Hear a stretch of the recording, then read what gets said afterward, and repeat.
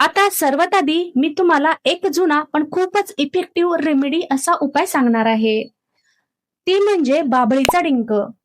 हा डिंक तुम्ही तुपामध्ये काय करायचा आहे, छान असा खरपूस होईपर्यंत मस्त असा तळून घ्यायचा आहे आणि तो दुधामध्ये घ्यायचा आहे. आता हा घेताना तुम्ही शक्यतो सकाळी उपाशीपोटी किंवा रात्री झोपायच्या अगोदर देखील घेऊ शकता.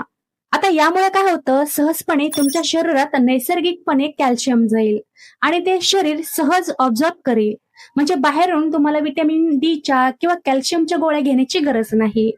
आता अशाच प्रकारे दुसरा मस्त एक असा उपाय मी तुम्हाला सांगते.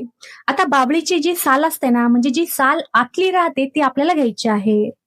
ती साल काय करायचं, स्वच्छ धुवून घ्यायचं आणि 1 कप दूध आणि 1 कप पाण्यात ती मस्तपैकी अशी उकळून घ्यायची आणि ते पाणी गाळून ते आपल्याला पिऊन घ्यायचं आहे.